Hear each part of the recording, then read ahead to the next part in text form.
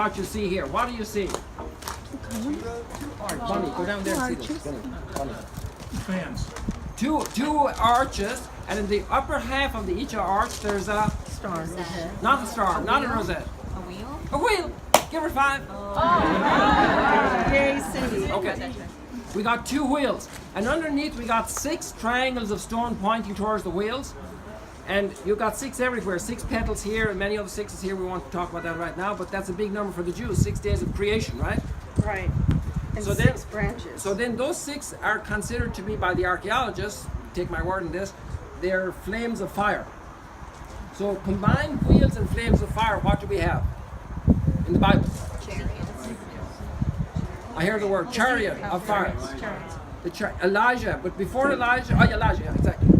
Elijah, chariot of fire. Now I have a big question for you guys. You read that, or you heard the story from your grandparents, your mom or dad, or in church, and chariot of fire, and you imagine something because you're a kid. You don't think abstract, so you say, what is the chariot of fire? You don't even say what is chariot, you already paint it in your brain. So what is the chariot of fire? I'm asking you today, think about it, tell me, what is the chariot of fire? Is it a Ford, a GM, a Chrysler? Is it a drone, a satellite, a helicopter, an email? What? Hey? Coming of our Lord.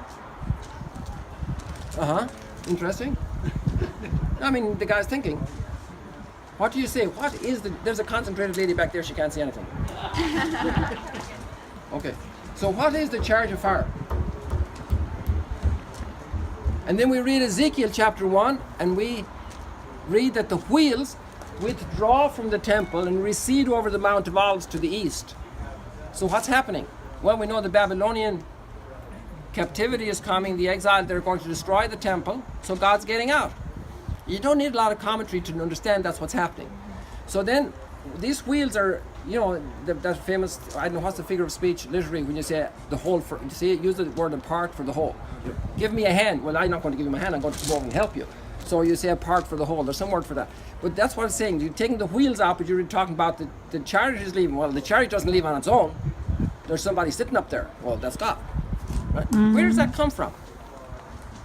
It comes from ancient worship, which was universal, even in the Holy Land of Ireland. Somebody asked me where the accent was from. I told them I was from the Holy Land. I was born in the Holy Land, and I work here in the Promised Land, County Clare. So then we had sun worship. There's still monuments in Newgrange, in Meath, of sun worship. So what's going on? Well, the sun is pretty important, and they captured that, they understood that, and it's absolutely on target. The sun is the source of our life.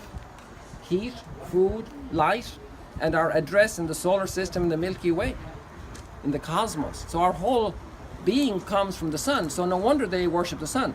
And then with Abraham, the sun gets downgraded from first seat, divine seat, into luggage department. So now you have a very simple understanding, like a clear understanding about the order of creation, and there's a God who creates, and the sun is not a God. But the language stays in the Bible. Read Psalm 19. God creates a tent for the sun. Like, who needs a tent? Well, some people, personified. God creates a tent for the sun, and he runs his course from east to west like a charioteer. Right? It's in there, like a hero, a warrior, a war hero.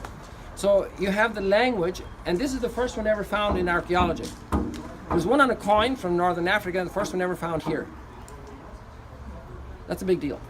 So what is this? Okay, God is not the sun. The sun is not God, but it's about the presence of God, the divine presence.